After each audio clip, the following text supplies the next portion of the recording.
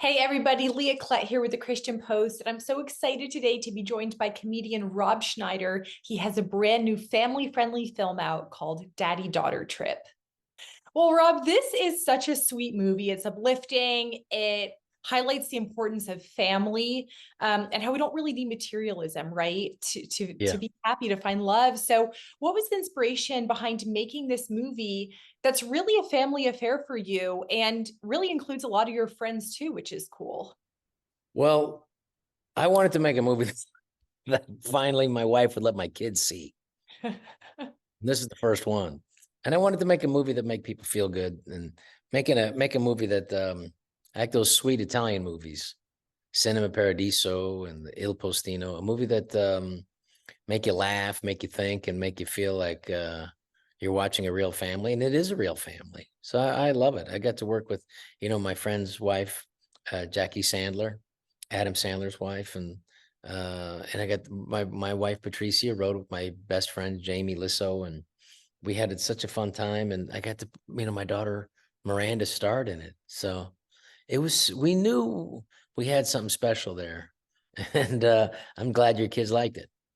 Oh, they loved it. I'm Good. curious how much of the movie was informed by your own relationship with your family, with your daughter. That's a good question. I think no matter how much money or you have, whether it's little or no much, it's time. They want to do stuff, and the childhood flies by no matter what. It's just zooming by, and you need to spend time and do the things and make their childhood as special because it's gonna fly by, and it is the most special time in life. So if you can make their childhood as beautiful and as you can, and truthfully, the most fun I have is when I'm with them doing stuff. Like when we just got to take a trip recently, and it was just, God, we got to do this again. So this year we got to do a couple of trips, which is like, oh, it's fantastic. I want to do a couple of trips a year, all the way until they're 30. Yeah. The scene with the sunscreen squirted on the chair. Did you Did the cut, kids was that laugh at out of that? your, oh, I was horrified, but also like that was kind of genius. Did that come out of your own brain or how did you come up Mhm. with that? Well, I figured I wanted to do something very gross, and I was really out of shape during this movie too.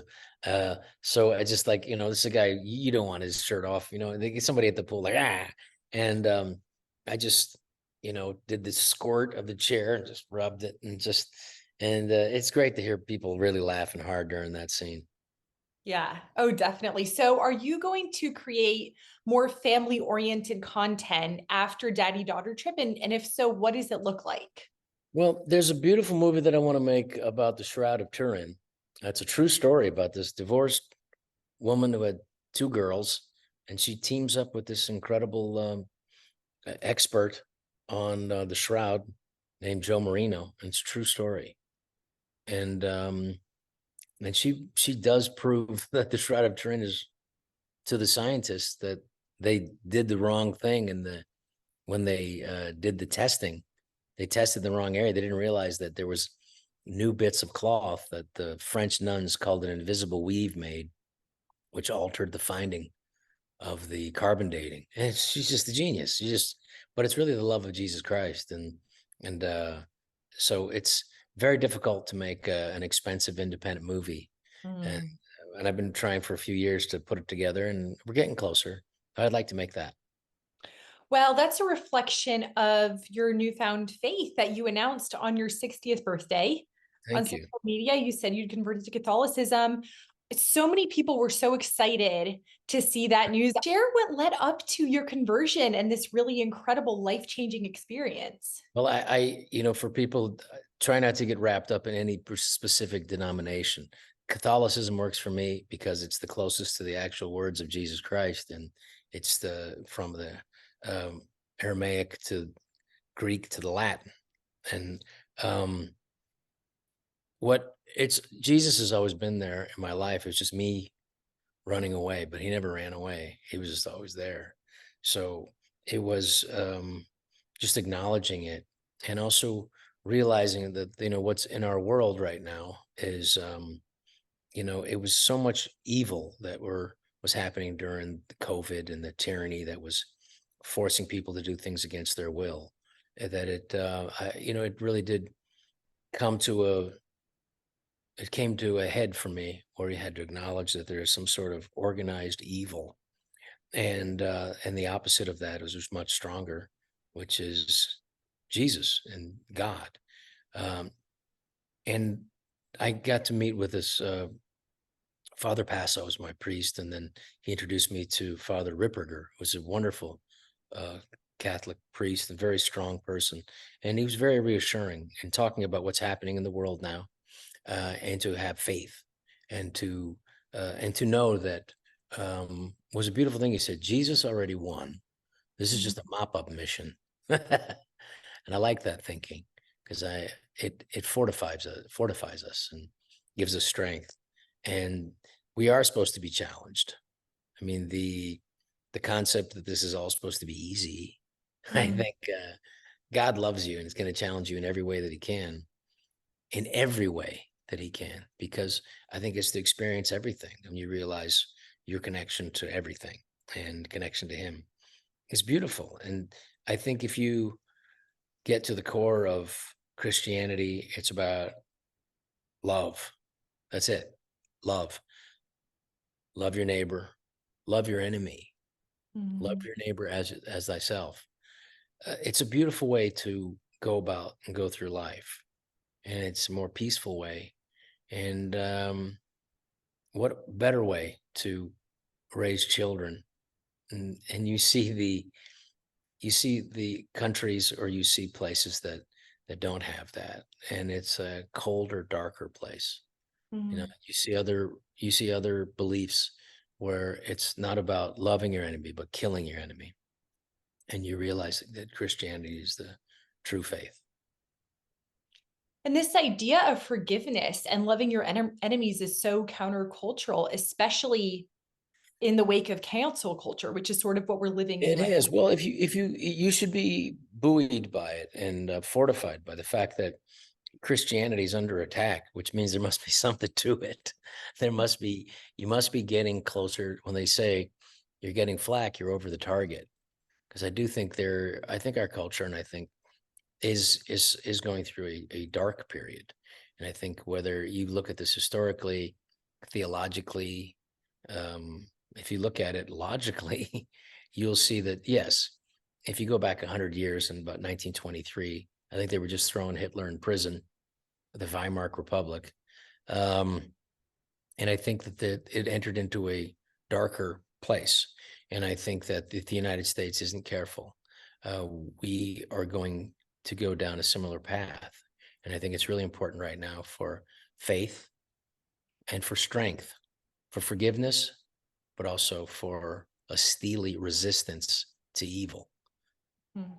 And I think it's really important that people arm themselves. And I mean that physically, I also mean that spiritually, for what's coming up. And I think that there is a real um, storm brewing.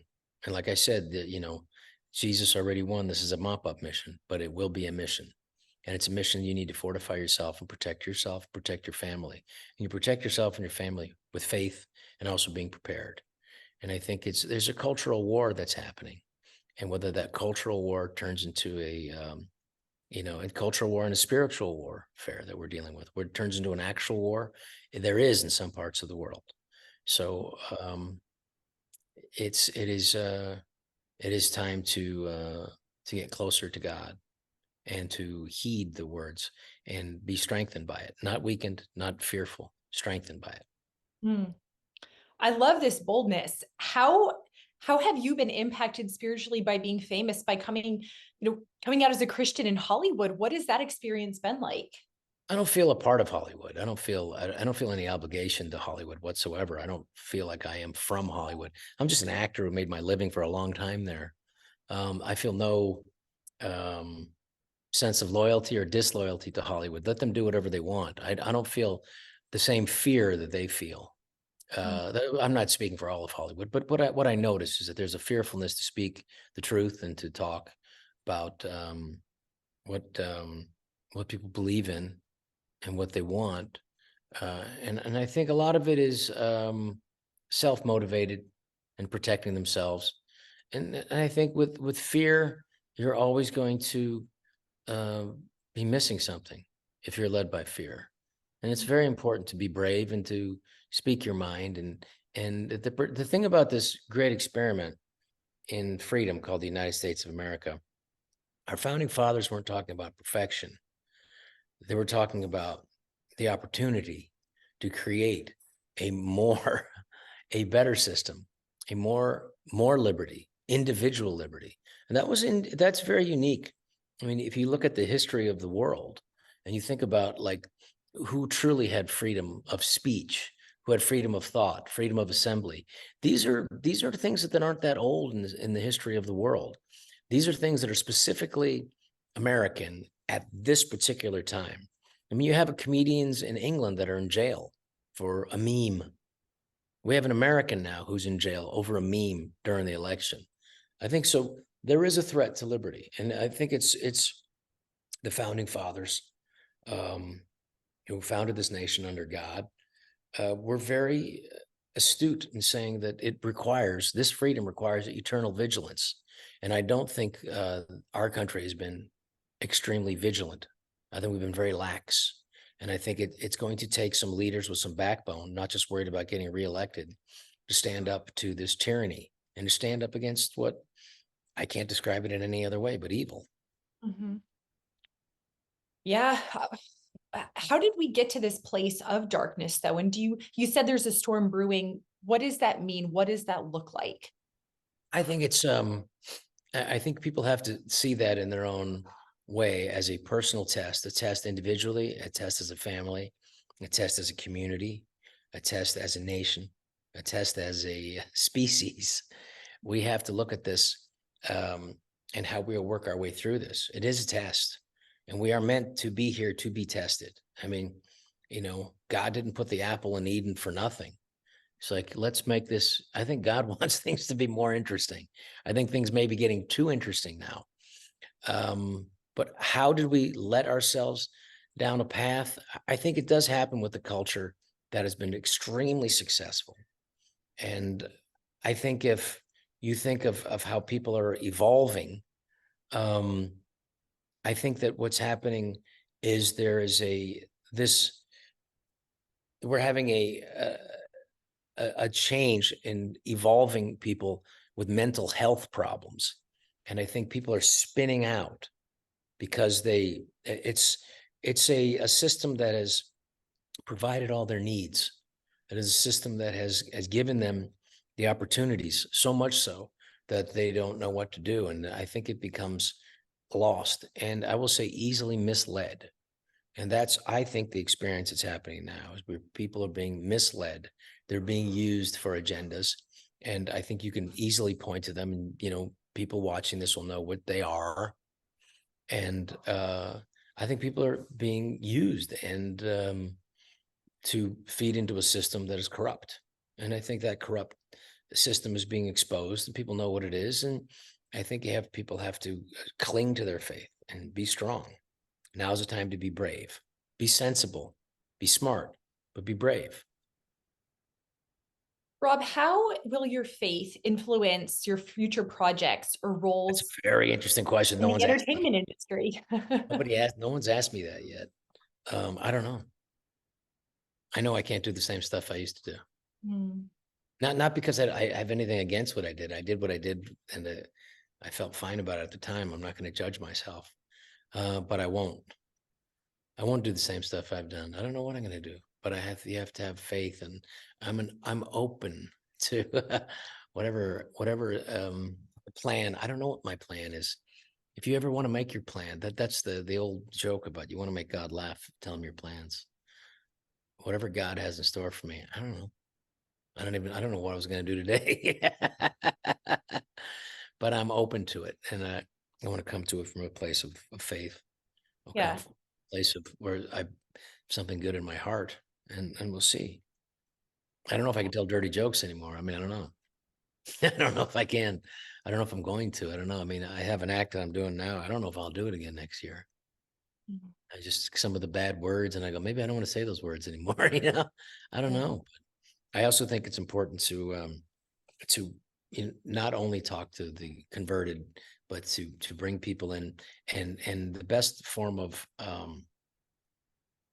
is to show it by example, not by people talk all the time. It doesn't mean anything. So I hope that, me standing up for what I believe in my country, well, God, family, country. I mean, when I talked about that, and people were like, look at this jerk. And we're like, okay, all right, what do you stand for? So I'm okay with whatever comes my way, Yeah. positive, negative, but not when you have faith, nothing can really rock you. Ask Job. Did you ever think you can do it would be the cultural phenomenon that it is? You have such an I incredible. always knew. Well, no, I didn't know. I never know anything. I just do it and then think about what happens later. And the next thing I know, somebody's yelling it at me on the street. But I Yeah. don't know. You never know. I don't know. I don't know now. I made daddy-daughter trip, and I just hope people like it. And I didn't know they were going to laugh so hard at the fart scene. I had a pretty good idea because we laughed. And it was interesting because my eyes are moving and doing different stuff, and that's what people find funny, is not just something funny happening, but watch somebody dealing with something funny that's happening. Mhm. So that seems to be like when he goes back to sleep and it happens again. So that's a pretty funny moment. And I want to make more, some more stuff if I can to make people laugh. If I don't, I had fun and I got to make some movies that I like and that made people laugh. And that's a nice way to make a living. Yeah. Well, I've so appreciated your work over the years. I'm excited to see what you're doing next because I can't tell you how nice it was to watch something with my kids and be like, this is clean. It has a good message. It's funny. We don't get that a lot in this Oh, space. thank you. So I please do appreciate more of it. it. We'll do some more. You should watch Leo on Netflix. It's lovely. That's next on my list. Yeah, I don't think it's coming out in a few days or something or next week, but it's beautiful. You'll love Okay. it. It's very has a good heart to it, like this movie, Daddy Daughter Trip. Wonderful. Well, Rob, I know we're going to talk again because you're going to do more positive faith-based projects. I just know it. All right. Thank you so much. We'll talk to you again. Thank you so much.